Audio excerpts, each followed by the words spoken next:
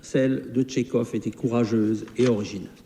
Mais avant d'ouvrir ce dernier chapitre, il faut résumer ce que nous venons de dire du théâtre. Il est aujourd'hui universellement admiré, et c'est justice. Non pas à cause de la charpente dramatique. Tchekhov ne s'en souciait pas. Tous ces sujets se résument en 3 phrases. Des gens sont malheureux, il n'y a pas de solution, ils gardent une espérance. Non, mais à cause de la qualité musicale. Tchekhov est le Chopin du théâtre. Ses silences, ses pauses, ses reprises. Et sur le plan visuel, ses demi-teintes, ses tendres tons d'aquarelle font un spectacle unique, le plus pur qui soit, de toute vulgarité d'expression et de cœur.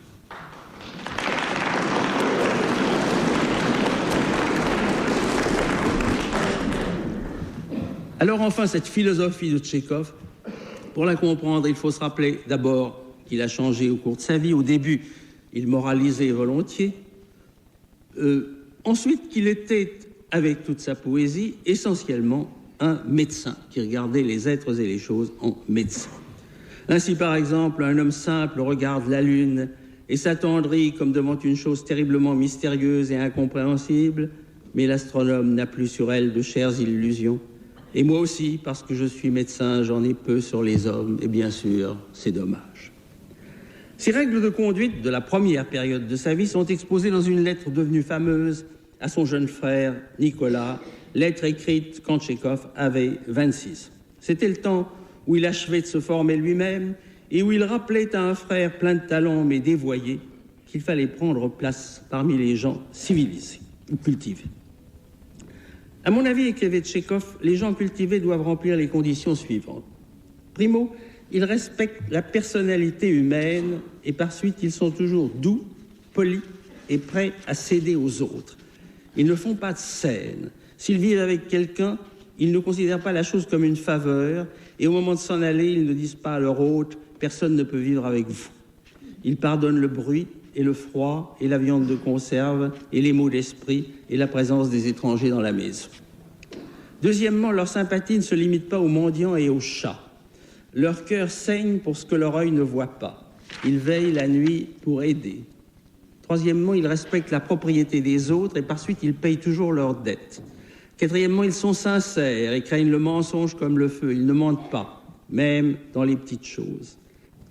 Est-ce là une morale, dira le saint? Ce n'est pas toute la morale, mais c'est, comme disait Charles Dubos, la décence. Ce minimum d'égard pour les autres et pour soi-même, faute de quoi il n'y a pas de civilisation. C'est de la perte de cette décence que notre monde se meurt. Agir à la vraie manière nationale-socialiste, comme le voulait Hitler, c'était précisément passer outre aux lois de toute décence. Tchekhov souhaitait que cette décence devînt naturelle aux hommes. Le désir de servir le bien général devrait être un besoin de l'âme, une condition du bonheur personnel. Chez lui, ce désir était authentique et constant. Bien que sa vie ait été pénible, car il fut toujours pauvre et toujours malade, on ne l'entendit jamais se lamenter. Les jours de ses douleurs les plus vives, personne autour de lui ne s'en doutait. Et quand on le plaignait, il détournait la conversation et parlait de toutes petites choses, avec un humour doux et mélancolique. Tchekhov pense donc qu'un écrivain ne doit pas être engagé, en partie parce que c'est contraire au principe même de l'art, qui est contemplation, en partie et surtout parce qu'il ne faut pas parler de ce qu'on ne sait pas. L'artiste sait que tel propriétaire, tel capitaliste sont ridicules, mais il ne sait pas quelle est la meilleure politique économique. Un jour, comme on parlait devant lui de rumeurs qui lui déniaient toute religion et toute philosophie, il fronça les sourcils. On raconte de moi ceci et cela, en un mot, des sottises. Je suis simplement un homme, j'aime la nature et les lettres, j'aime les belles femmes, je hais la routine et le despotisme. Il ne plaignait pas les paysans, les moujiks, avec plus de complaisance que les propriétaires. Quand il publia les paysans, il causa dans la presse une grande alarme. On ne savait plus que dire. Fallait-il louer ou blâmer? Il peignait des paysans antipathiques alors que la mode était de peindre des paysans sympathiques. Tolstoï en avait fait autant dans La puissance des ténèbres, mais pour le regretter, tandis que Tchekhov disait simplement « c'est ainsi ». Ce « c'est ainsi » brûlait les cœurs et blessa l'intelligentsia. On ne pouvait pas aimer des gens qui n'étaient pas sympathiques. Mais les moujiks ne demandent pas de l'amour, répondait Tchekhov. Ils demandent du pain, du travail et de la terre. Au-delà du scepticisme tchékovien, il y a une foi. C'est qu'au fond du cœur humain existent d'authentiques sentiments d'amour. Ils sont plus facilement perceptibles dans l'amour du couple. Mais ce que nous éprouvons quand nous sommes amoureux est un état normal. L'amour indique à l'homme comment il devrait toujours être. Comment il devrait toujours être, c'est-à-dire bon, désintéressé, respectueux des autres.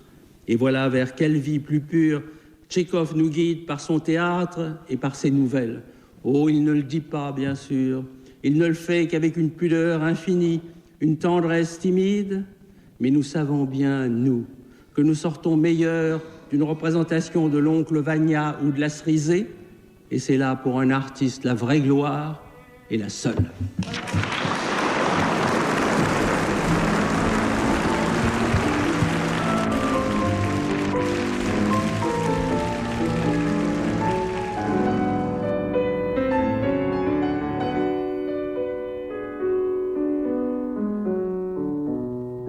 L'art et la sagesse de Tchekhov par André Mauroy, conférence diffusée pour la première fois sur la chaîne nationale le 30 novembre 1959.